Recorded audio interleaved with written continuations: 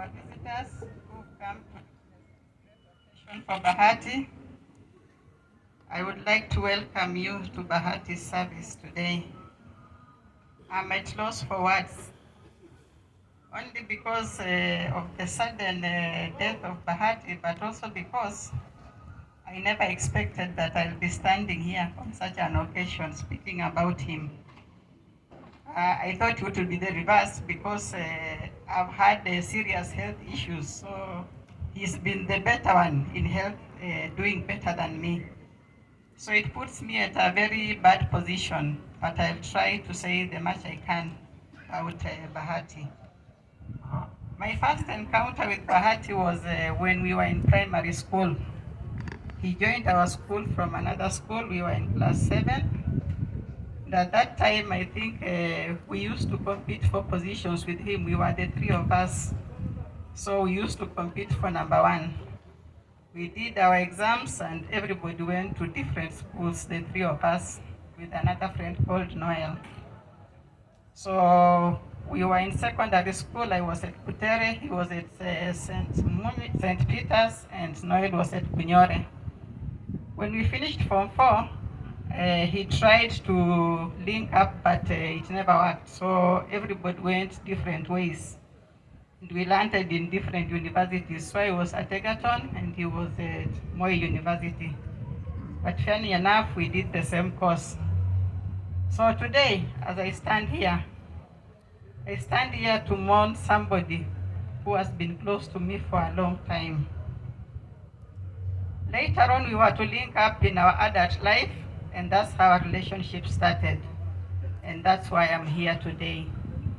So today, as I stand here, I'm mourning a man who is a loving husband and who is a great friend to me. And I used to call him JB. Today, as I stand here, I mourn a man who is the father of my children, and he was a dedicated one. He never segregated or treated any child impartially. He treated all his children equally. Today, as I stand here, I'm mourning a fellow professional in the engineering section where we could share different things and solve different things. So I'll miss that. And lastly, as I stand here, I'm mourning the pastor of the house because in my house, they could call each other with my son Bishop. He's the one who used to lead us in the evening devotions every day. And the day before he passed on, he's the one who prayed for us. And before he prayed, he shared something with the children. He had decided that he was going to go for a Daniel fast. Those who read the Bible know what the Daniel fast is. It was going to last for 21 days. So he had told them, from tomorrow, I'll only be taking vegetable juice, so don't get worried when you don't see me eating food that has been prepared for all of us. And he told them at the end of that fast, I'm trusting God for breakthroughs in my physical and spiritual life. So we stand here to mourn a man who loved God. People have said so many things about him, but for me, I'll summarize him just in 2 things. One is a man who was devoted to God. He read his Bible tirelessly. I don't think I can do that because he was always studying the Word of God. And the other thing is that he was selfless in his nature. And he went to a great extent even to help people at the expense of his family. In fact, if he was in a position to assist in any way, then he could assist you. So what I'm saying is that most of us have come here to mourn Bahati. Maybe we've interacted with him, so at least we know whom he was.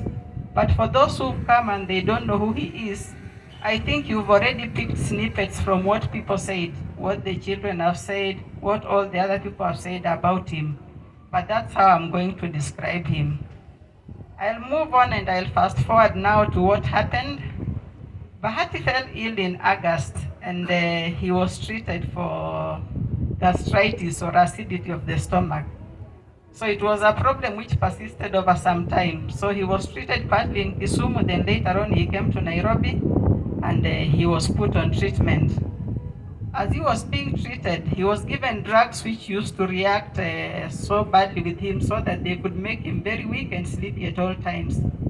And at this juncture, I would like to apologize for anybody who ever called him in the last 3 months and could not get an answer from him. It's because most of the time he used to put his phone off because of the effect of the drugs. So if you ever called him and you never saw his response, don't think that he ignored you. I'm apologizing on his behalf because every time he used to tell us that he would like to do what is right so that there's nothing that stands in the way between him and going to heaven. So please accept our apologies, because even me, when I could call him if I'm at work, he rarely used to answer my calls. So that is about that. So the problem of gastritis went on for some time, but come November, he started improving. And so what we agreed was that we were going to do a myriad of tests just to check if anything else was wrong. But what really happened on the day Bahati died is that that morning, it was a Saturday morning, he woke up in the morning. I had woken up earlier than him. I was in the kitchen. And then he came and sat in the sitting room. He went, fetched water for himself, drank it. Then after some time, he called me and told me that he wanted me to open for him the door. So I asked him, why do you want me to open the door for you? And then he told me that he was feeling like he's breathless. He lacks oxygen, so he wanted the door opened so that more air could come in. So I opened the door and told him, but how are you feeling? Then he just said he's feeling like he's running short of air. It's something which had never happened. So I told him, if it's something which has never happened, I'd rather drive you to hospital. So immediately I just told him, let me get for you your slippers, then I drive you to the hospital. So as I wanted to drive out, I have 2 brothers who are doctors. Christmas time is a tricky time, so I called my brother-in-law, Dr. Indeche. He told me he's in Eldoret. I called my brother, Dr. Makanga. He told me he's on his way home. I called my sister-in-law, Rhoda. She was not reachable, but she was in the village. So you see, in the midst of trying to run around looking for people, but we decided let's go to hospital. So our children opened for us the door. He walked by himself to the car, and we started driving. So as we're driving, we kept on talking because he could complain, but I could tell him we are almost there. And Nairobi Hospital is just about 10 minutes away from the house, given that there was no traffic. So by around 8:15, I just drove through the barrier of the hospital and straight to the casualty section. So when we got to the casualty section, we rang the bell. In fact, the security guy sensed there was danger, so he rang the bell for us. When he rang the bell, the emergency guy started preparing to get him in. So they came to his side because he was sitting in front with me. So they came to his side and he blocked them from opening the door. He stuck on the door completely. He didn't want to open it. So they told me, please help us so that we can convince him to open the door. We attend to him. So I had to get out from the driver's side, go around, and now told him, please open for me so that we can get you out. So he agreed to open the door. But when he opened the door, he left clasping on the car and he grabbed me now. So there was no way they were going to remove him from the car. So again, I had to convince him, please let these guys try and help you. He then agreed, but when he agreed, he just screamed out 2 words. And the 2 words were, Jesus, Jesus. Then he collapsed back onto the seat.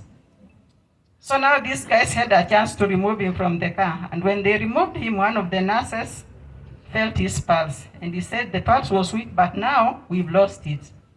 And that's when drama started.